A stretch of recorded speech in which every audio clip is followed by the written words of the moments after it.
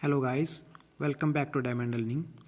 Last time हमने जो है हमारे चैप्टर के अंदर पढ़ा था microbes in household products, जिसके अंदर हमने टॉडी, चीज़ और कर्ड वगैरह इनकी बात करी थी। और आज हम लोग जो पढ़ेंगे इंडस्ट्रियल प्रोडक्ट्स में माइक्रोब्स का कैसे यूज़ किया जाता है। तो इंडस्ट्रियल प्रोडक्ट्स के अंदर हम लोग इनसे बेवरेजेस या एंटीबायोटिक्स वगैरह बना सकते हैं। बेवरेजेस मतलब जो हमारे पीने वाले कुछ ड्रिंक्स हैं, एंटीबायोटिक्स जो हैं दवाइयाँ जो होती हैं। तो इनको वहाँ पर लार्ज स्केल पे बनाने के लिए हमें बहुत सारे बड़े बड़े बर्तन्स की ज़रूरत होती है, जिनको हम लोग बोलते हैं फर्मेंटर्स। ठीक है, तो डायग्राम हम देख सकते हो, हमारे पास में कुछ फर्मेंटर्स हैं। तो सबसे पहले हम लोग इन फर्मेंटेड बेवरेजेस की बात करते हैं। तो फर्मेंटेड बेवरेजेस हमारे पास में जैसे वाइन है, बियर है, विस्की है, ब्रांडी है या रम है, इस तरीके की कुछ हमारे पास में बेवरेजेस होती हैं, जिनके अंदर मेनली हम लोग एक यीस्ट का यूज़ करते हैं, दैट इज़ सैकेरोमाइसिस सेरेविसी, जिसको हम लोग ब्रीवस यीस्ट भी बोलते हैं। और पिछली वीडियो के अंदर आपने देखा होगा, इसको हम लोग बेकर्स यीस्ट भी बोलते हैं। ठीक है, इसके अलावा फर्मेंटेड सीरियल्स का और फ्रूट जूसेस का प्रोडक्शन कराने के लिए भी हम लोग इनका यूज़ करते हैं। तो इसमें दो तरीके से डिस्टिलेशन और बिना डिस्टिलेशन के हम लोग इन दोनों चीज़ों को बना सकते हैं। जैसे कि फॉर एग्जांपल वाइन और बियर हमारे पास में इनको विदाउट डिस्टिलेशन से प्रोड्यूस किया जाता है, लेकिन जो विस्की, ब्रांडी और रम है तो इनको हम लोग डिस्टिल करके डिस्टिलेशन से बनाते हैं। ठीक है जी। तो देखो फर्मेंटर्स हमारे पास में ये जो है बड़े बड़े टैंक्स होते हैं। ठीक है, तो इनके अंदर ही हम लोग माइक्रोब्स को ग्रो कराते हैं और इनके लिए जो रॉ मटेरियल होता है उनको हम लोग इसमें डाल के इनकी प्रोडक्शन कराते हैं। ठीक है, तो मेनली इनसे क्या बनता है, इथेनॉल बनता है, अल्कोहल बनता है और ये सारे अल्कोहलिक बेवरेजेस होते हैं। ठीक है, ये बड़े बड़े इस तरीके के फर्मेंटेशन प्लांट्स में इनका प्रोडक्शन किया जाता है। इसके बाद एंटीबायोटिक्स या दवाइयाँ बनाने में हम लोग कैसे इस्तेमाल करते हैं।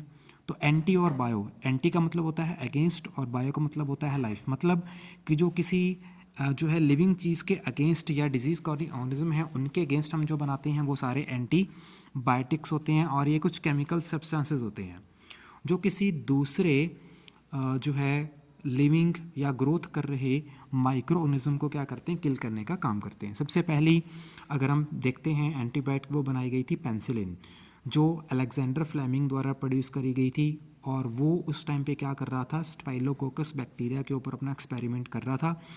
तो उसको मिला कि कुछ जगह पर, कुछ पॉइंट पर उस बैक्टीरिया ने ग्रोथ नहीं की। वो क्यों नहीं कर पाई थी, क्योंकि वहाँ पर एक फंजाई की ग्रोथ हो गई थी जिसका नाम है पेनिसिलियम नोटेटम।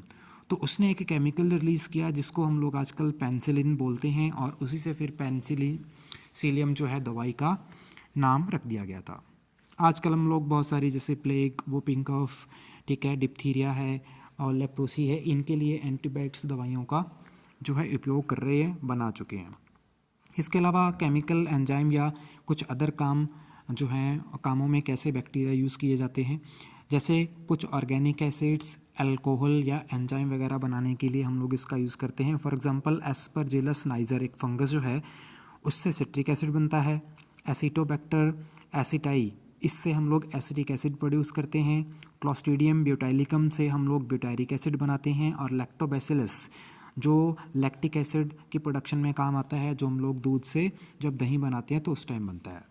ठीक है, सैकेरोमाइसिस सेरेविसी यीस्ट, इसको हम लोग बेकर में या ब्रीवरी में दोनों में यूज़ करते हैं, जो मेनली एथेनॉल प्रोड्यूस करती है। ठीक है, ये आपको पता है। इसके अलावा बहुत सारे एंजाइम हैं, फॉर एग्जांपल जैसे लाइपेज एंजाइम है, तो इसका हम लोग क्या करते हैं, डिटर्जेंट में यूज़ करते हैं, जो हमारे ऑयली स्टेन्स होते हैं, कपड़ों से दाग हटाने का काम करते हैं। प्रोटीएजेस जो हैं, इनको हम लोग क्या करते हैं, जो जूस होती हैं उन जूस बॉटल्स में जो प्योरीफिकेशन कराते हैं, क्लैरिफिकेशन कराते हैं, तो उसमें पैक्टिनेस और प्रोटीएज काम आते हैं।